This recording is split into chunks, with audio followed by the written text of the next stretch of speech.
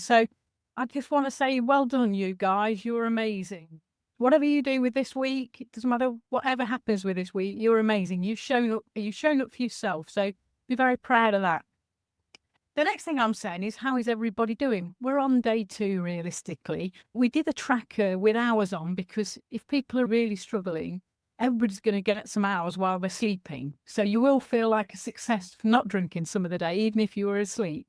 But in reality, probably nobody's struggling to that point because we're perhaps past that. Not if you're at that point, we're probably not going to be able to help you without some medical intervention. But you are getting curious. You're curious about this stuff called alcohol. You're curious what it's adding to your life. You're fed up of perhaps waking up with hangovers or having to apologise for things you can't remember doing. So there's a lot of things that are happening. You might just think, actually, it's not healthy for me to drink as much as I do, or drink a glass of wine every day, or whatever it is you do. So the fact you're here means you're curious about alcohol, and that's a lovely thing, because the best way of making really good, informed choices about anything in life is to educate yourself. So if you learn stuff, you understand things, you take the spin that the alcohol industry wants to put on alcohol, find some facts, and then you can make sensible decisions for yourself. So well done for coming, and well done for being on day 2, because a lot of people, they'll come yesterday and then that'll begin unless we say, oh, I'm going to have a glass of wine tonight. Oh, okay, and they don't bother. So well done. The other question I want to ask you guys, how are you feeling? Are you feeling confident? Are you feeling enthusiastic? If you want to put stuff in the chat, feel free.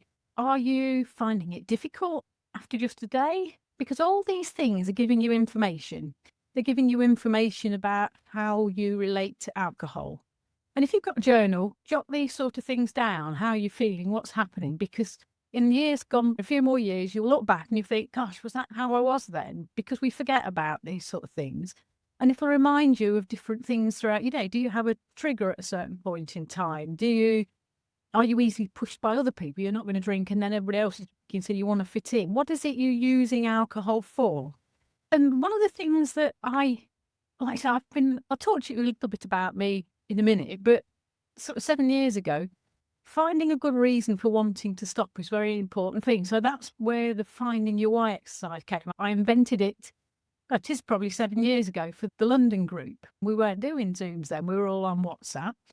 And actually, it helped a lot of people to focus when the going gets tough. If you are psychologically dependent on alcohol, when you do try and stop, it is quite hard initially, because that's your crutch, that's your comfort blanket, that's the thing that makes the world okay until it doesn't. I don't think I know that many of you guys. I'll give you a little bit of my history, and then I'll have a little talk about the Finding Your Why. So I was, as Janet so kindly said, I was a railway engineer. I was in a very male-dominated workplace. I started drinking in my 20s. I did a dad who probably drank a lot more than he should. And in my mid-20s, I started to become a bit more affluent, and I could afford to drink, and people were starting to drink more socially then. I had a stressy job, so going through in my 30s, work pressures. I married a man who was a drinker as well, not a seriously heavy drinker, but we both drank socially. And in my 40s, I had a liver virus, and it drew my attention to how much I was drinking.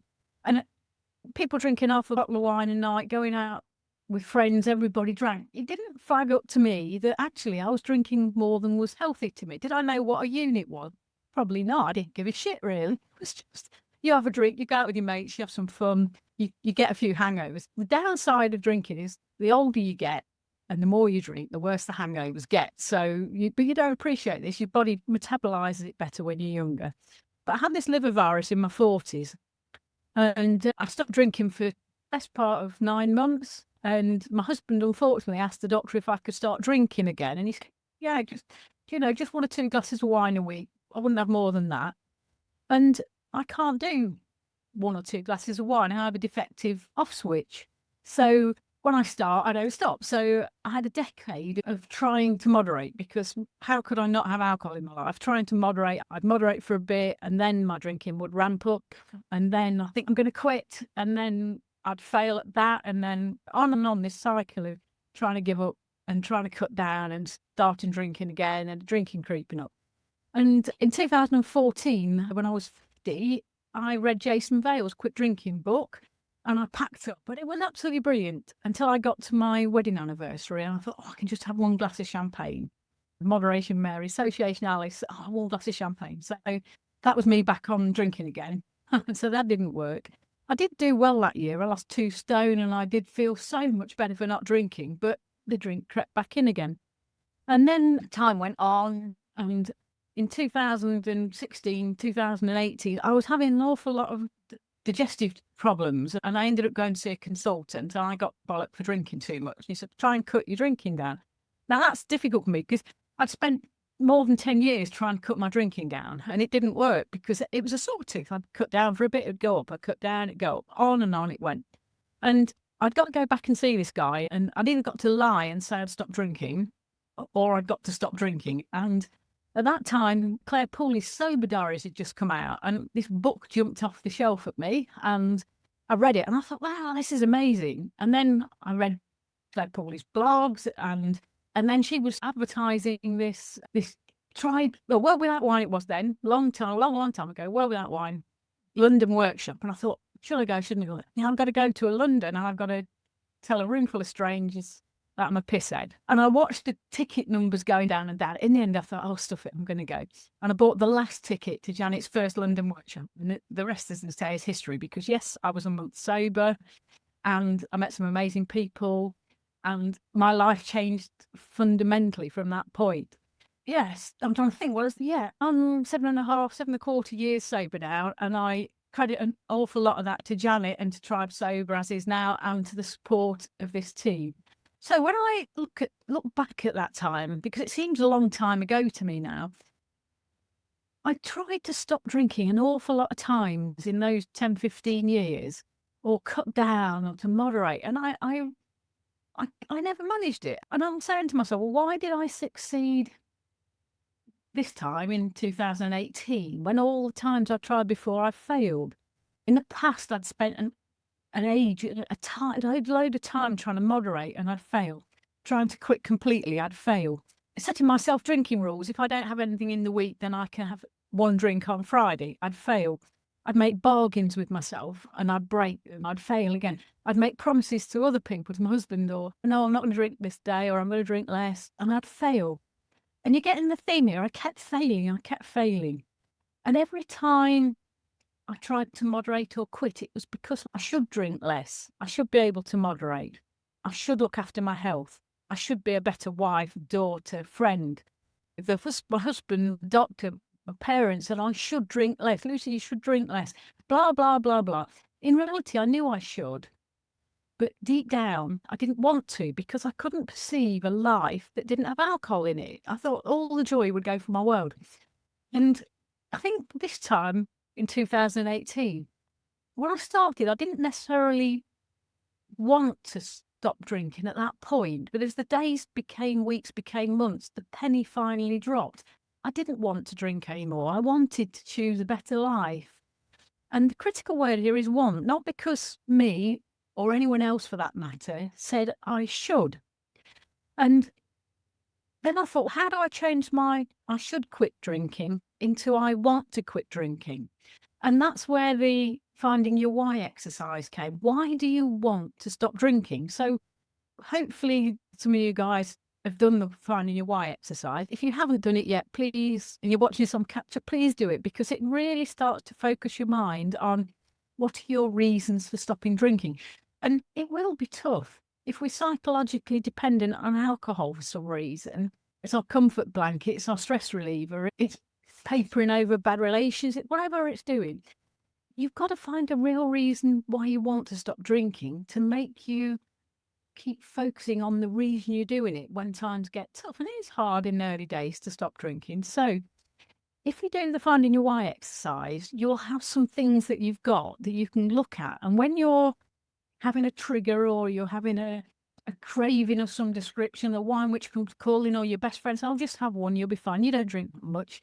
Oh, Linda, you're not that bad, you're okay. Because actually, I can't like Lynn drinking, because she gets more pissed than I do, and then I don't look so bad. So it's great if Lynn's drinking. Look, if you could just have one, you'll be fine, you weren't that bad. People will do this to you, and they won't do it maliciously. Some might like to do it because you make them look better. But most people probably don't see the real trauma and angst that you're going through with your drinking. So finding a reason, finding your why is a very important exercise. And I do hope everybody does it. Please do it. And please write it out. Do it. Don't do it on a computer. Get a pen and write it out. Writing is amazingly good for our brains. It makes things go in a lot better. That's why journal writing's good, much better than doing it on a computer and typing. Having a pen or a pencil and writing on paper, you can throw these things away if you write stuff you don't want other people to see. But writing out your whys is really important. And then you can put them places where you get triggered and they remind you, because one of the ways of beating cravings is to put your front brain in, your rational. Janet's got a lovely saying. She says, when you have a few drinks, your sensible self walks out and your crazy heart walks in. And it's very true. So if you can pause before you start to drink, you can use your sensible brain, you can use your logic, when you can't use that after you've had a couple of drinks. So putting that pause in will give you space to think about what you're doing and what you're thinking of doing. Maybe having a drink is a good idea. And if you've got your why somewhere to hand, you can go, I know why I'm doing this. I know it's tough, and I know a drink would be lovely. It would feel great in this moment, but I'm going to have a hangover tomorrow. I'm going to have a row with my husband. I'm going to get grumpy with my kids. I'm going to let the dog out at bedtime. I'll have pissed on the floor again. Whatever it is. Oh, my liver is struggling at the moment and I need to stop drinking. You don't need to, you're choosing to. So we'll talk perhaps shoulds and needs and things like that a bit later. But finding a reason and then using your logical brain before you drink is very important. And if you've got a list of really good reasons, when it's tough, they really support you. So please do this exercise. It doesn't take too long. It'll take you through it. And then you've got a really good base from which to make your conscious decisions when you do have cravings. So I think I will have a quick look at some of the people's whys, because that's a really good thing to go through. Having lost it off my computer, I will just go onto my phone, if you'll excuse me while I find it. There we go. Lots of comments. Okay, so who have we got? We're not going to talk. We'll ignore Helen's. She's been ages now. Celine, where's Celine? You're with us. Celine wants to have more time for her personal goals, starting her own business, which takes time and focus and dedication. And she has a full-time job and is busy, and her free time is wasted on drinking. So she's preventing her own success. One of the beauties about stopping drinking is it suddenly frees up a lot of time and a lot of money. You'd be amazed to consider the amount of time and money we spend drinking. You come in, you pour a drink, and then you have another drink, and then you perhaps have some tea, and then you can't be asked to wash up, and then you put some shit on the telly or Netflix or whatever it is, or you play on your phone. Now, that's all time you could use to do something different. If you choose, you could read, you could take a new hobby, you could set up your new business, you could go out and see some people, some friends, you could get a new hobby. That's all time that suddenly becomes free. And then the same, guys, just do a little exercise for me now. Average what you would drink in a day or a week, depending whether you're a binge drinker or a daily drinker. I used to drink a bottle of wine a night. So I was drinking, I'm trying to think how, and when I was drinking, it was probably about five quid a bottle. I wasn't a classy bird. Oh, shit. So I don't know, what was that? Be 35 quid a week, say, and times that by 50 is, so 1,700 quid a year, my drinking. It would be more because I drank more at other times. You're talking about £2,000 a year. Now, if somebody said to you, I'm going to save you this money. If you took that money every time you bought some wine or some alcohol of some description, and you put half of it in a pot, even if you didn't put it all in, because you're going to spend a bit on alcohol, replace AF drinks, early days. I don't drink any of those now, only high days and holidays. But if you put half the money you were spending on alcohol into a pot, just think how much money you would have at the end of a year. And you could treat yourself to something really special. You've got a springboard for the next phase of your beautiful life.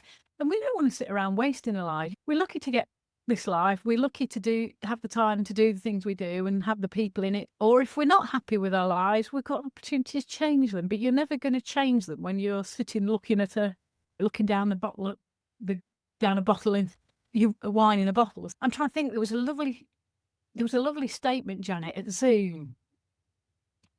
It was when you put down alcohol, you suddenly have two hands to embrace the rest of your life, because alcohol effectively is keeping one hand busy. It's like it's tying it behind our back. So we've only got one hand to embrace life. Now you've got two, and my goodness, you can get a lot more in two arms and two hands. That's one of the pleasures of stopping drinking. I'm sorry, Celine, I've gone off on one. You see, I told you at the start, you're going to be careful with me, because I've gone. Who else have we got? We've got anonymous member 720. This person wants to be able to attend events sober and enjoy them. I love going to sober events because you can remember things. You can remember what everybody's saying. You can remember little funny stories. You can leave when it's getting boring and everybody's getting pissed and bored and you're getting bored. You can play bullshit bingo. And if you join Tribe Sober, I promise to tell you all about bullshit bingo at sober events, but I'll keep that one under wraps for now, and Janet can remind us later. So there's games you can play if you're sober and you go drinking and it's a bit tedious.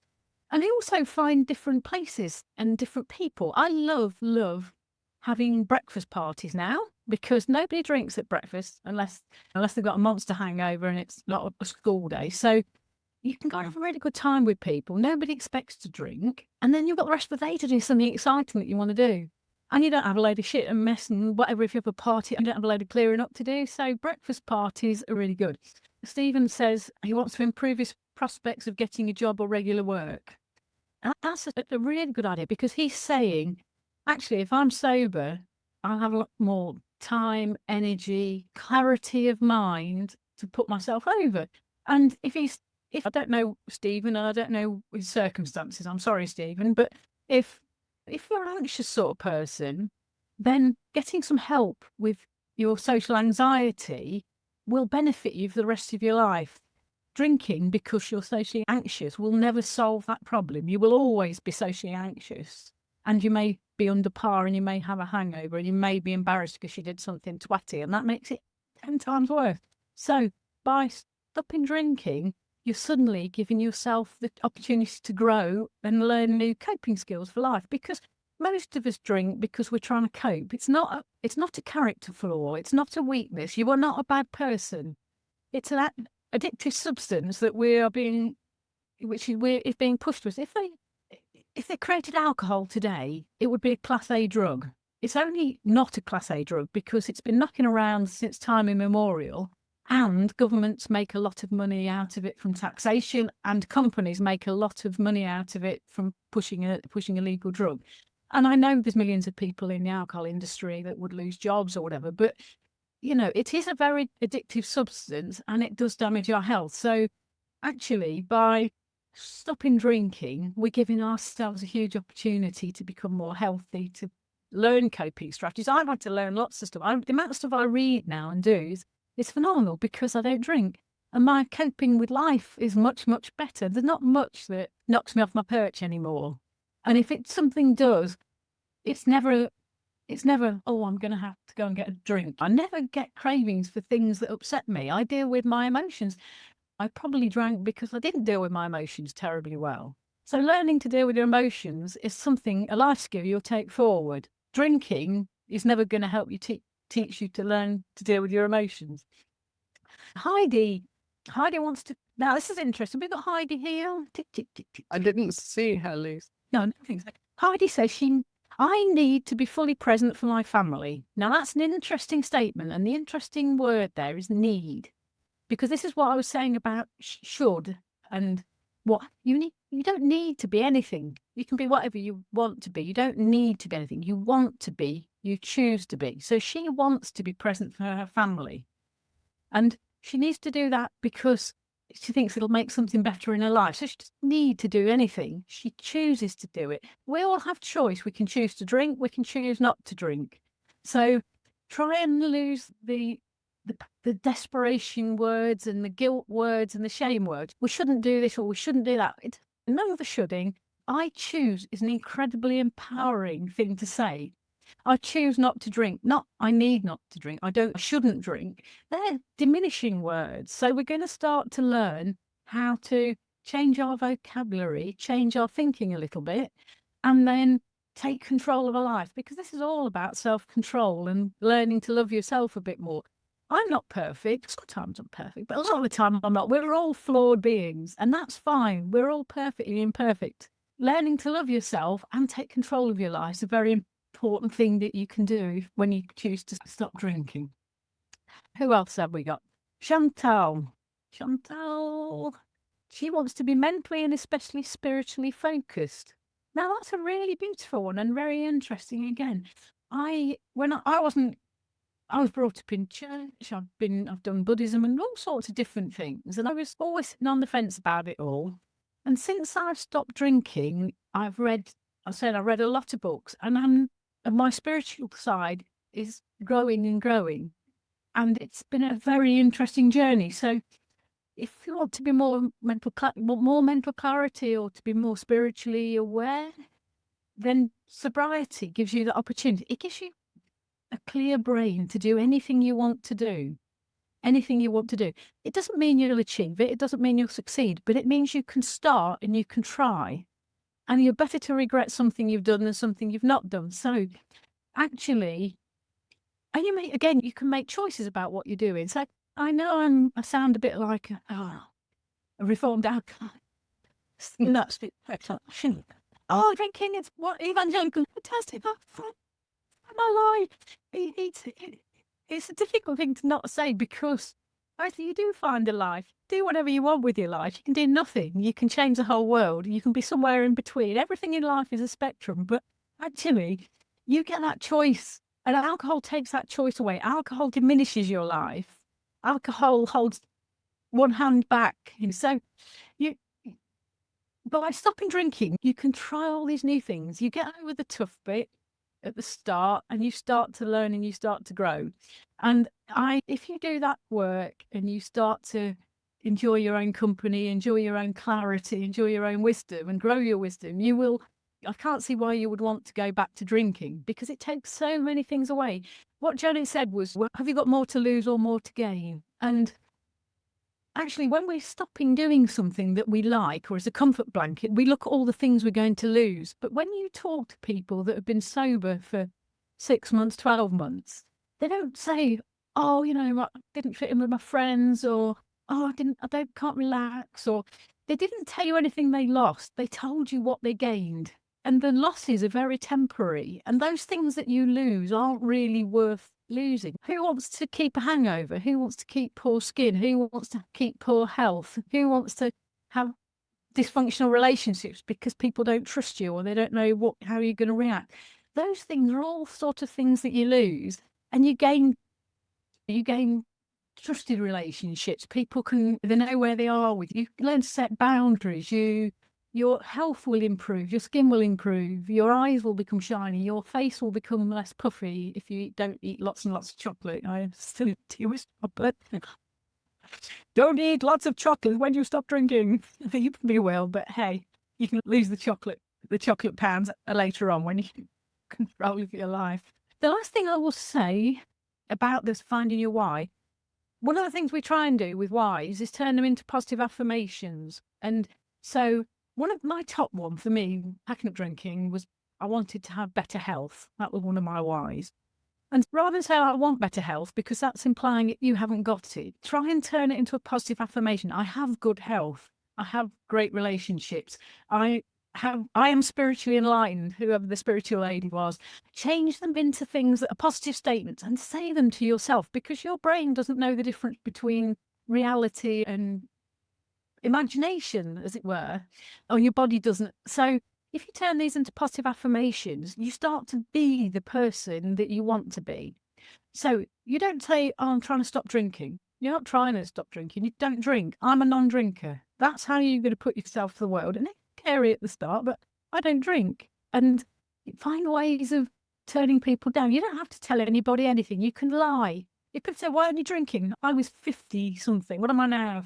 61 next week. So I was 50, 53, 54, 53 when I stopped drinking.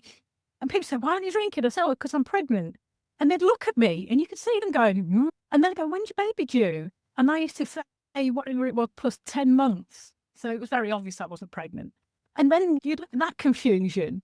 And then they'd be looking at you and you could see them thinking, well, is she fat or is she pregnant? How can she be pregnant? And by that time, you could then just laugh in the face, change the subject and move on. So don't feel guilty about lying. We've lied for years to people about our drinking, so we can lie about our non-drinking until we get comfortable being non-drinkers. And the other thing I would say to you guys is don't get hung up on the F word. Does everybody know the F word in alcohol circles? The F word is forever. So we'll go, oh my God, I'm not going to be able to have a drink ever again. I can't drink forever. Actually, we never know how long forever is going to be. We could have a week, we could have 50 more years. Hopefully Janet will be 120 and still doing this. You'd say, don't get hung up about forever, because the only day we ever live in is today. The world could stop turning tomorrow. So the forever word really is it's just your brain trying to put you off doing something that's hard. So stick with the today. Can I not drink today? Can I have a better day today? Because that's the day you only get. And you only ever have to do that once. You have to do one day once. And then you do it again tomorrow. And you do it again the day after. But it's not a scary forever. It's today. Today I'm not going to drink. Start the morning with, today I'm not going to drink. I'm going to have an alcohol-free day. A lot of people colour their track in the morning because they don't like having to over-colour them or rub it out if they messed up in the day. And I will say to you guys, if you do decide you're not drinking this week and you've committed to that and you mess up, it doesn't matter, because this week is about learning. This week is about understanding your relationship with alcohol. This week is about deciding what you want to do next. And you're in control. You have choice. You can choose what you do. So choose not to drink this week. And if you mess up one day, it doesn't matter. It really doesn't matter, because you get tomorrow to start again. And as long as you don't do it every day, in which case you're back on the drinking bus, get on the non-drinking bus. But no beating yourselves up. You have a bad day, you're learning. We learn from things. We say progress, not perfection, because none of us are perfect. We all have a bad day. We all fuck up occasionally, and we forgive ourselves and we get going again. And the more kind you are to yourself, if you feel you've messed up, the more you go and learn from that, and then go, okay, I learned from that. Why did I drink then? I had a craving. Why did I have a craving? Oh, it was because I was tired. I was hungry. I was lonely. It's because I drove past the supermarket that has the cheap wine. I could have driven another way home. So it's about understanding it without judgment and without criticism, without beating ourselves up. So to me, this week is so much about learning. It's learning, and you can decide what you want to do with it. Now, if you want to go forward and have a sober life, great. I would recommend that. 7 years on, I would recommend it. I do so much more in life. I have tons of hobbies. I have money to spend on things I want to spend it on. I went to South Africa and I met Janet, and I met Janet in those times, but I met Lynn I'd never met before. I met Lynette, who's our coach. I met a lot of people that I would have never have met. I met people from America, from all over. It was an amazing experience for me. And I got the opportunity to do that. So you can do what you want with your life. You can have good relationships. You can grow. We stop growing when we start drinking, usually. Stopping drinking doesn't make life necessarily easier. You have to learn to cope with your new life, but without the sticking plaster of a drink. But it means you're authentic. It means people can trust you. It means you can trust yourself. And you will be a lot healthier, and you will have mental clarity to be able to go forward and do things that you want. I think I've probably talked for far too long. So is there anything, Janet or Lynn, that I need out of the comments or on the Facebook comments? Don't worry, I'm taking care of the comments, Lucy. What I'm going to do is stop Facebook Live, and then we'll see if any of the guys that are here with us in Zoom would like to ask you any questions, maybe. Can I just thank everybody? Yeah. Everybody that's come to here, listen to me jabber on today. Thank you so much for your time, because your time's very valuable, and I do appreciate it. And I do hope that I've inspired you a little bit to see the week through and keep coming to the Zooms or watching the replays and finding a community. That's the most important thing. If you choose to get on the sober bus, and I highly recommend it, then finding a good community to support you so you don't feel isolated. When you're having a bad day, somebody will give you a hug. And people that understand you, because most people don't understand you. They think you can just cut down and you can just have one or whatever. Thank you ever so much for spending your time today, for listening to me. And I've really enjoyed meeting you all.